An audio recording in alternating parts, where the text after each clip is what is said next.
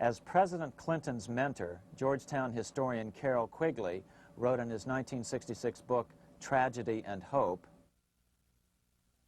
the powers of financial capitalism had a far-reaching plan, nothing less than to create a world system of financial control in private hands, able to dominate the political system of each country and the economy of the world as a whole.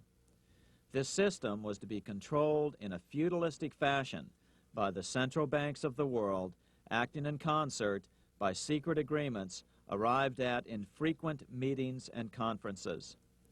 The apex of the system was to be the Bank for International Settlements in Bâle, Switzerland, a private bank owned and controlled by the world central banks, which were themselves private corporations. Each central bank sought to dominate its government by its ability to control treasury loans, to manipulate foreign exchanges, to influence the level of economic activity in the country, and to influence cooperative politicians by subsequent economic rewards in the business world. Despite intense pressure from the international bankers and the press, a handful of U.S. senators, led by Senator Henry Cabot Lodge, kept the U.S. out of these schemes. Without U.S. participation, the League was doomed. Incredibly, even though the U.S. rejected the World Central Bank, the BIS, the New York Federal Reserve ignored its government and arrogantly sent representatives to Switzerland to participate in the central bankers' meeting right up until 1994, when the U.S. was finally officially dragged into it. Their world government schemes thwarted, the bankers resorted to the old formula, another war to wear down the resistance to world government while reaping handsome profits. To this end, Wall Street helped resurrect Germany through the Thyssen banks, which were affiliated with the Harriman interest in New York, just as the Chase Bank had assisted in the financing of the Bolshevik Revolution in Russia during World War I. Chase Bank was controlled by the Rockefeller family. Subsequently, it was merged with Warburg's Manhattan Bank to form the Chase Manhattan Bank. Now this has merged with Chemical Bank of New York, making it the largest Wall Street bank. Their strategy worked. Even before World War II was over, world government was back on track. In 1944, at Bretton Woods, New Hampshire, the International Monetary Fund and the World Bank were approved with full U.S. participation. The Second League of Nations, renamed the United Nations, was approved in 1945. Soon, a new international court system was functioning as well. All effective opposition to these international bodies before the war had evaporated in the heat of war, just as planned.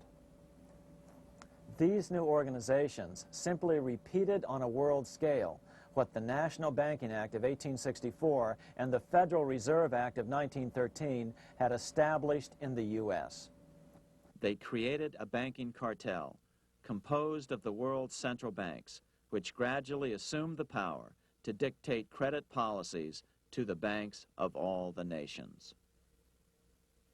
For example, just as the Federal Reserve Act authorized the creation of a new national fiat currency called Federal Reserve Notes, the IMF has been given the authority to issue a world fiat money called Special Drawing Rights, or SDRs.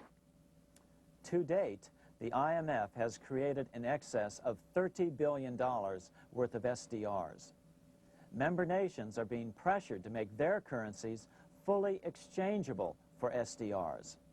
In 1968, Congress approved laws authorizing the Fed to accept SDRs as reserves in the U.S. and to issue Federal Reserve notes in exchange for SDRs. What does that mean? It means that in the U.S., SDRs are already a part of our lawful money. And what about gold? SDRs are already partially backed by gold. And with 2/3 of world gold now in the hands of central banks, the money changers can go about structuring the world's economic future in whichever way they deem most profitable. Keep in mind, Just as the Fed is controlled by its Board of Governors, the IMF is controlled by its Board of Governors, which are either the heads of the different central banks or the heads of the various national treasury departments dominated by their central banks. Voting power in the IMF gives the US and the UK, that is to say the Fed and the Bank of England, effective control. Just as the Fed controls the amount of money in the U.S., the BIS, IMF, and World Bank control the money supply for the world. So we see the repetition of the old Goldsmiths fraud replicated on the national scale with central banks like the Fed and on the international scale by the three arms of the World Central Bank.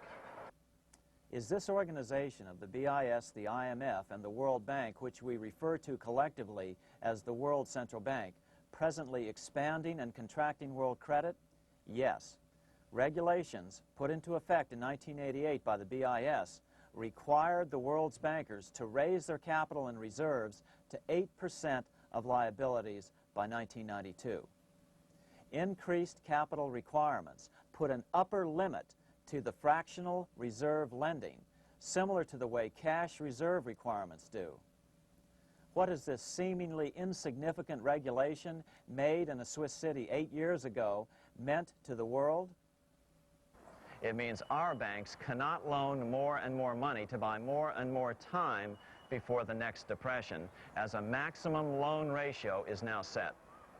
It means those nations with the lowest bank reserves in their systems have already felt the terrible effects of this credit contraction as their banks scrambled to raise money to increase their reserves to 8%. To raise the money, they had to sell stocks, which depressed their stock markets and began the depression first in their countries. Japan, which in 1988 had among the lowest capital and reserve requirements, and thus was the most affected by the regulation, has experienced a financial crash which began almost immediately in 1989, which has wiped out a staggering 50% of the value of its stock market since 1990 and 60% of the value of its commercial real estate. The Bank of Japan has lowered its interest rates to 0.5%, practically giving away money to resurrect the economy, but still the depression worsens.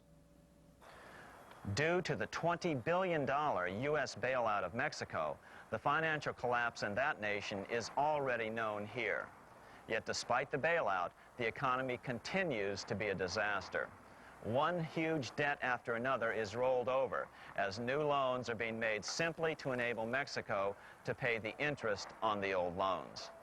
In the south of Mexico, the poor have been in open revolt as every spare peso is being siphoned out of the country to make interest payments. It is important to note that a radical transfer of power is taking place as nations become subservient to a supranational world central bank controlled by a handful of the world's richest bankers. As the IMF creates more and more SDRs by the stroke of a pen on IMF ledgers, more and more nations borrow them to pay interest on their mounting debts and gradually fall under the control of the faceless bureaucrats of the World Central Bank. As the worldwide depression worsens and spreads, this will give the World Central Bank the power of economic life and death over these nations. It will decide which nations will be permitted to receive further loans and which nations will starve.